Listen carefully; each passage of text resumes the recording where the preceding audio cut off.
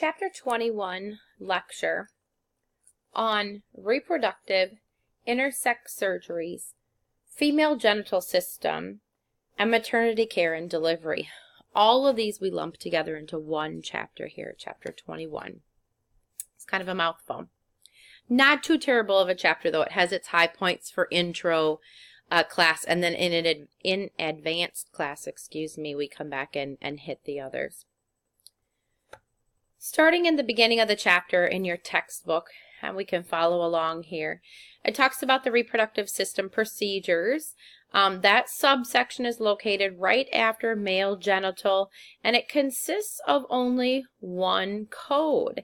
It says 55920. Again, so this is reproductive system procedures. 55920, if you look that up in your CPT book, it says it reports the placement of needles or catheters into that pelvic organs and or genitalia, except that prostate, for the frequent or subsequent interstitial radio element application or brachytherapy. This procedure is performed with the patient anesthetized, of course, thank you. The surgeon examines the diseased areas to determine whether that area requires treatment or not. The template device is inserted into the vagina, positioned over those areas, and receive that radio element insertion. The number and depth of the needles or catheters varies depending on the area to be treated, but typically it says 32 Flexiguide catheters are inserted. So it says this code is not used to report radio element application for the prostate, okay, which is the seeds. We watched a video about that, which is reported with 55875. Insertion of a vaginal ovoid brachytherapy system is a common type used to treat cervical cancer. It's used 57155. Hymen capsule, indicated in the parenthetical statement following 55920, directs the coder to a 58346 when reporting that insertion. Okay, so going through those two paragraphs, kind of talking about that code and when we would use it and when we wouldn't. Again, parenthetical notes are everything. There really is so much direction in that CPT book, your code book. You just have to take the time to look, okay? And the more time that you take to look, the more familiar you'll become with it.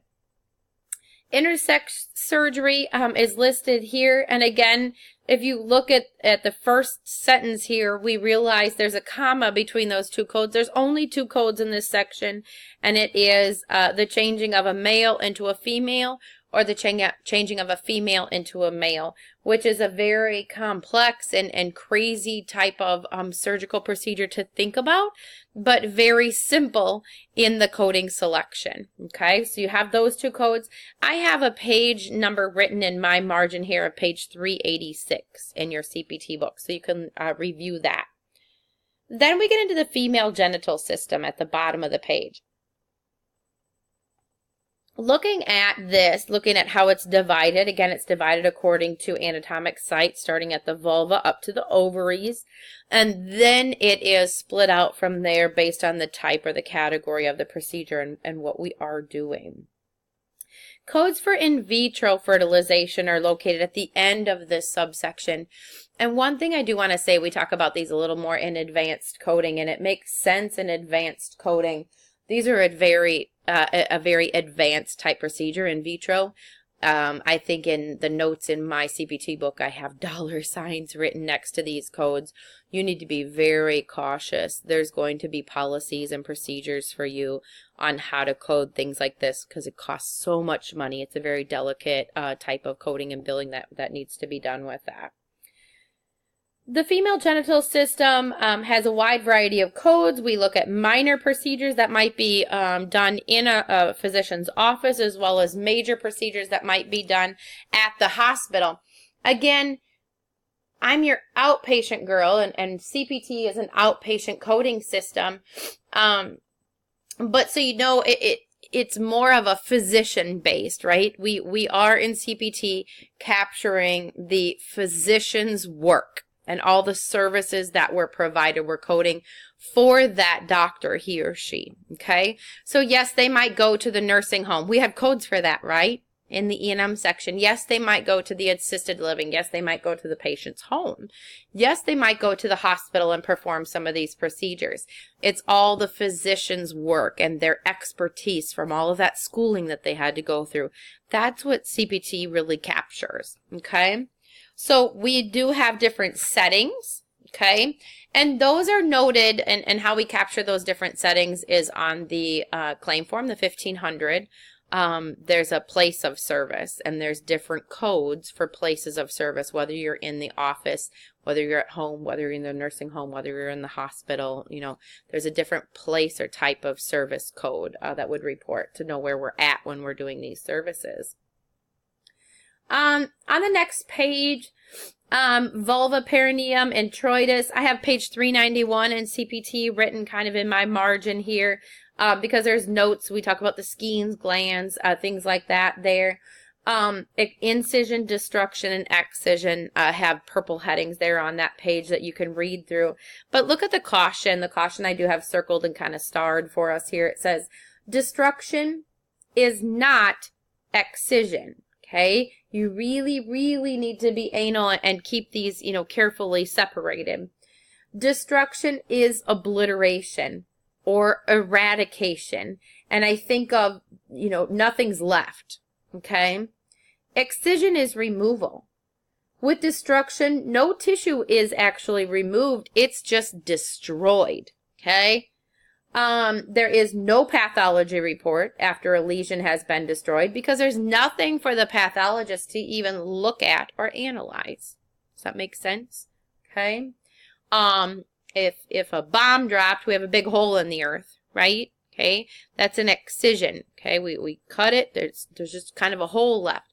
If a tornado comes through, it's ultimate destruction. You can't really piece together most of the debris and what's left, okay? It's an obliteration. So paying attention to that is important. The terms in CPT between simple and radical and partial and complete up at the top of the next page. I have page 391. These terms are really nicely set for you, and then the definitions are there too. So when the doctor says something was radical, it doesn't mean cool or radical from, you know, times past and more slang type word, but it means skin and deep subcutaneous tissue. Okay, so simple and radical and partial and complete are defined for us in the textbook, but they're really well defined in the CPT book as well for us. Again, page 391 there. I guess I would say the biggest thing that we talk about, I do have on page 542, if you turn the page, there's a repair there. And there's a picture of a pessary that was placed below as well. Under that repair paragraph, it says the repair category is rather extensive as the possible forms of repair of the vagina are many. A note in parentheses. Again, there's a lot of info here for us. We just have to pay attention to it. This parenthetical note says non-obstetrical. Okay? It sometimes follows the code's descriptions in the female genital system subsection because if your procedure was performed as part of an OB procedure, you would use a code from Maternity Care and Delivery. That makes sense, right? So a code out under the repair section, okay, in the normal area, the female genital system is going to be non-obstetrical.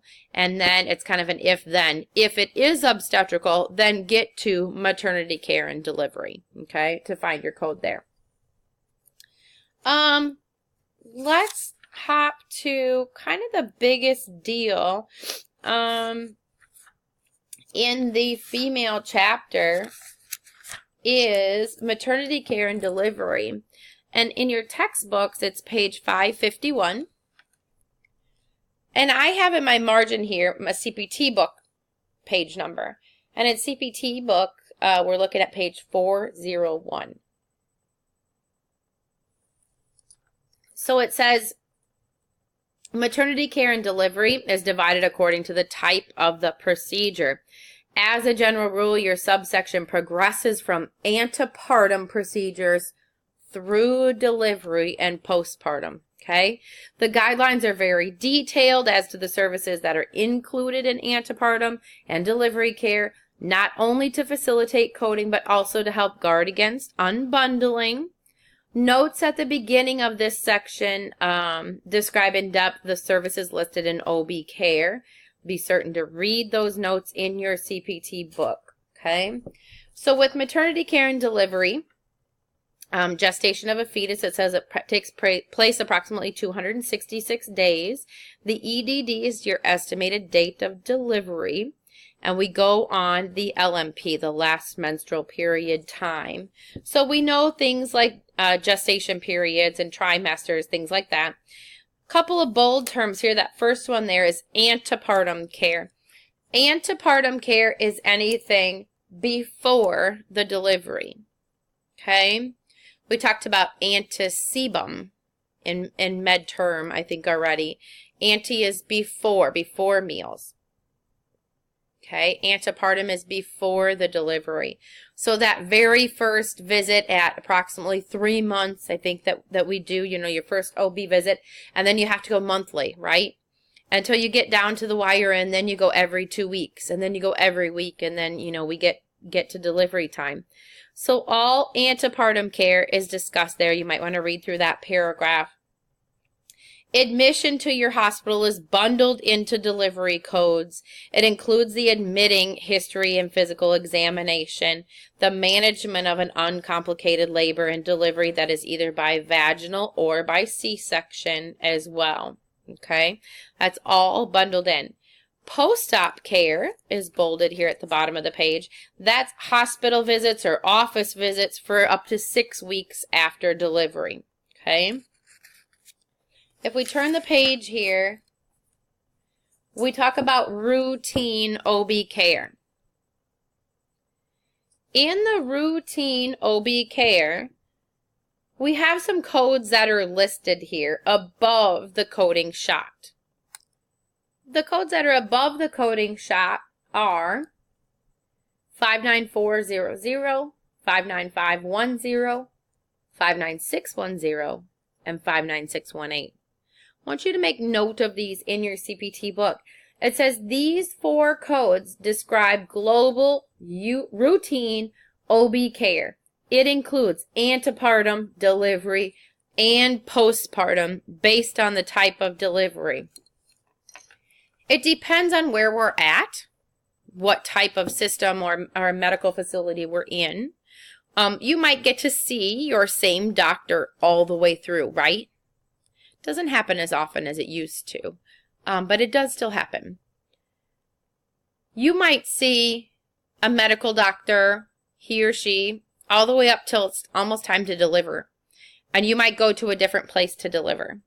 And whoever's on call would deliver that baby. Okay, maybe you never met them until, today when you're delivering. And you go back to that medical doctor that you saw the whole way through for your postpartum or your post-op, your postpartum follow-up. Okay, there's a lot of situations that can happen. Maybe you move halfway through.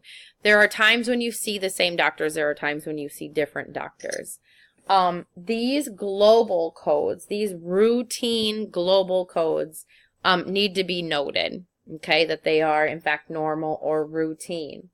If you look under that coding shot, the paragraph starts to define here these next codes, the only codes. It says if your physician provided only a portion of your OB care, the services are reported with codes that describe that portion of the service: delivery only, maybe postpartum care only, based on your delivery method. For example, and look at these codes: vaginal delivery only, cesarean or C-section delivery only, vaginal delivery only after previous cesarean delivery, cesarean delivery only following attempted vaginal delivery after a previous cesarean section or cesarean delivery. So it says if global OB care is provided and twins are delivered, the same codes are reported, but depending on your third-party payer or your insurance company, modifier 22 might be used, increased procedural services, or modifier 51K if we do it twice, one for each baby.